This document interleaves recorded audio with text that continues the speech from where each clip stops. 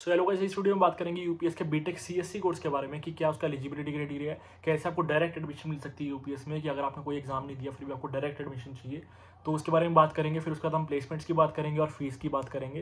तो सबसे पहले अगर मैं यूपीएस की रैंकिंग की बात करूँ तो यूपीएस की जो ओवरऑल रैंक है वो 52nd नंबर पे है। लेकिन अगर हम यूपीएस को इंजीनियरिंग कैटेगरी की रैंक में देखें तो यूपीएस की जो रैंकिंग आती है इंजीनियरिंग कैटेगरी में वो आती है 54th रैंक पे। फिर उसके बाद अगर मैं बात करूँ एलिजिबिलिटी क्राइटेरिया कि अगर आपको बीटेक सीएससी में एडमिशन लेना है तो एलिजिबिलिटी क्राइटेरिया क्या है उसका, तो आपके 50% मार्क्स होने चाहिए आपके 10th और 50% मार्क्स होने चाहिए 12th में, तभी आप एडमिशन के लिए आगे बढ़ सकते हो। और फिर उसके बाद सिलेक्शन क्राइटेरिया की बात करूँ तो आपने यूपीएस ईएटी दिया होना चाहिए, मतलब जो कि यूपीएस का अपना पर्सनल एंट्रेंस एग्जाम है बीटेक के लिए।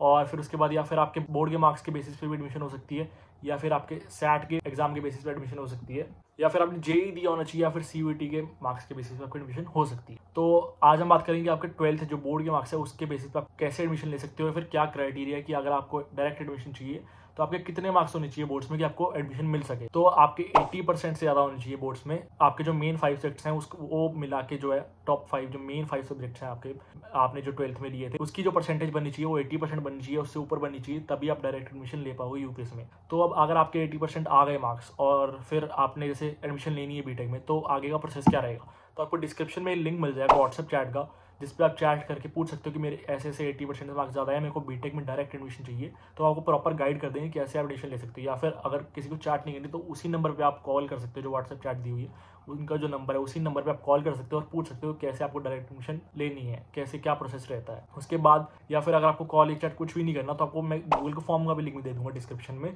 जो आप फिल करोगे तो यूपीएस की टीम आपको कनेक्ट कर लेगी थोड़ी देर में कि कैसे आप डायरेक्ट एडमिशन ले सकते हो 12th के मार्क्स के बेसिस पे।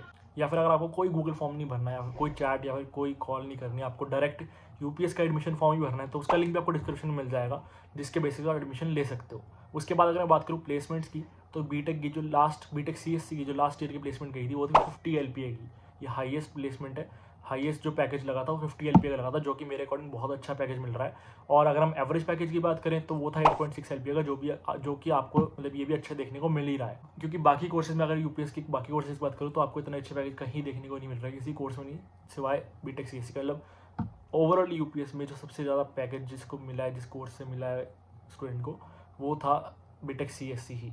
और फिर उसके बाद अगर मैं बात करूँ फीस की, तो फीस आपका 4 ईयर का कोर्स है जिसमें 8 सेमेस्टर्स हैं, तो उसकी जो टोटल फीस आपकी बन रही है 8 सेमेस्टर की वो बन रही है 20 to 22 लाख की। आप मतलब इतने इसमें वेरी करता है। इसके अलावा आपकी वन टाइम फीस भी होती है, जैसे आपका आई कार्ड फीस हो गया, कॉन्वोकेशन फीस हो गई, और बहुत रिफंडेबल डिपॉजिट हो गया, और बहुत तरह की फीस आपको इसमें मतलब ऐड होएगी आपकी, जो कि आपको फर्स्ट सेमेस्टर में देनी पड़ेगी, मतलब एक ही सेमेस्टर में देनी पड़ती है, बार बार नहीं देनी पड़ती है। लेकिन उसके अलावा आपकी 20 लाख तो बन ही रही है फीस, उसमें आप वन टाइम फीस आप जितनी भी है वो सारी ऐड कर लेना। उसके अलावा आपके हॉस्टल चार्जेस हैं वो अलग है, इंक्लूडेड नहीं है, ये सिर्फ कोर्स की फीस है।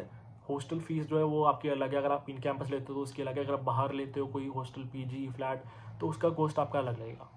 तो यही था आज की वीडियो के लिए, आपको समझ आ गया होगा कैसे आप अगर 12th में 80% आते हैं तो आप डायरेक्ट एडमिशन ले सकते हो। बाकी मैंने लिंक्स डिस्क्रिप्शन में दे रखे हैं, आप उनसे कोई भी क्वेरी हो, चाहे आपके 80% ज़्यादा आए कम आए, आप एक बार क्वेरी उनसे अपनी सॉल्व कर सकते हो। अगर आप कोई भी डाउट है तो आप उनसे पूछ सकते हो।